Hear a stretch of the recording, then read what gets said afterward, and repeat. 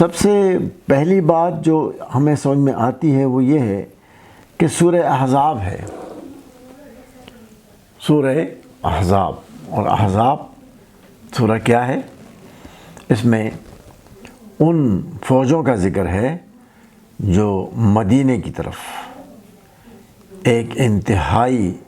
اقدام کرنے کے لیے، یعنی مدینے کو تباہ کرنے کے لیے امت آئی تھی، اور فوجوں کی تعداد تقریباً 10,000، اور مدینے میں کل آبادی تقریباً، یعنی کل وہ آبادی جو مقابلہ کر سکنے والی تھی تقریباً 1000 پلس 1200 1300۔ اس حوالے سے جو سورہ ہے اس میں اللہ سبحانہ و تعالیٰ کی رہنمائی کا بنیادی ذکر کیا گیا ہے کہ ان اللہ و ملائکتہ یصلون علی النبی یا ایھا الذین آمنوا صلوا علیہ وسلموا تسلیما، کہ اللہ سبحانہ و تعالیٰ نے اپنے نبی صلی اللہ علیہ وسلم پر نزول فرمایا رحمتوں کا ملائکہ کے حوالے سے، اور آپ صلی اللہ علیہ وسلم نے ان چیزوں کو تسلیم کیا، اور اے مسلمانوں تم بھی ان باتوں کو ویسے ہی من و عن تسلیم کرو، اور انہی تعلیمات پر چلو کہ جن پر چلنے کا، جیسے ان پر چلنے کا حق ہے۔ اور مزے کی بات یہ ہے کہ فرمایا کما صلیتا علی ابراہیم، اسی طرح کا نزول ابراہیم علیہ السلام پر اور ان کی آل پر ہو چکا ہے، اسی طرح سے اے اللہ آپ صلی اللہ علیہ وسلم کی اور ان کی آل اور ان کی امت پر انہی رحمتوں کا نزول فرمائیے۔ رسول پاک صلی اللہ علیہ وسلم کے حوالے سے ان رحمتوں کا نزول جاری ہے۔ اس کی وجہ یہ ہے کہ ہم سب ان کی شفاعت کے امیدوار ہیں، اور اللہ سبحانہ و تعالیٰ نے فرمایا کہ عین ممکن ہے کہ اللہ سبحانہ و تعالیٰ آپ کو وہ مقام عطا فرمائے جو مقام محمود ہو، اور اس کے لیے ہماری دعائیں جاری ہیں۔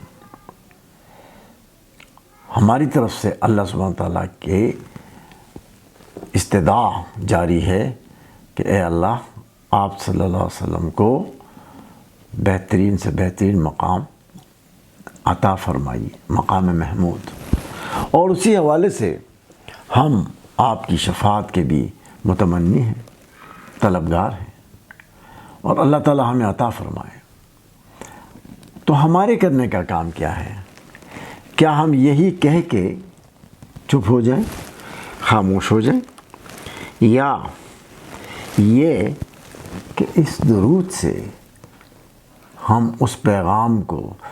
جاری و ساری رکھیں جس کے لیے پیغمبر اکرم صلی اللہ علیہ وسلم کو مبعوث فرمایا گیا؟ آپ دیکھیے کہ پیغمبر اکرم صلی اللہ علیہ وسلم جب آپ پر وحی کا نزول ہوا تو جبریل علیہ السلام آئے، اس کے بعد کس کس طرح سے آپ صلی اللہ علیہ وسلم نے اللہ سبحانہ و تعالیٰ کی رہنمائی میں، ہدایت میں چلتے ہوئے مکہ کو چھوڑا۔ آپ نے بہت سارے مسلمانوں کو حبشہ کی طرف روانگی کا حکم دیا۔ یہ جو سب کچھ آپ فرما رہے تھے اس کے لیے قرآن پاک فرماتا ہے وَمَا يَنطِقُ عَنِ الْهَوَىٰ إِنْ هُوَ إِلَّا وَحْيٌ يُوحَىٰ، کہ آپ صلی اللہ علیہ وسلم نے اپنی مرضی سے کوئی بات نہیں کی، اپنی مرضی سے کوئی کام بھی نہیں کیا، بلکہ جو کچھ ہوا ہے آپ صلی اللہ علیہ وسلم پر وحی کے نزول کی، ہدایت کی روشنی میں ہوا۔ تو اگر آپ بدر میں گئے ہیں، اور اگر آپ احد میں گئے ہیں، اور اگر آپ خندق میں گئے ہیں، احزاب جس کا بھی میں نے ذکر کیا اس میں گئے ہیں، اور اگر آپ نے اپنی ساری زندگی کو اسلام کے مشن کے لیے وقف کیا تھا، تو سوچئے کہ مسلمان کے لیے، جس کے لیے ہم دعا کرتے ہیں کما صلیت علی ابراہیم وعلی آل ابراہیم اللہم صلی علی محمد وعلی آل محمد، یہ جو محمد صلی اللہ علیہ وسلم کی آل ہے نا، یہ ساری کی ساری امت ہے۔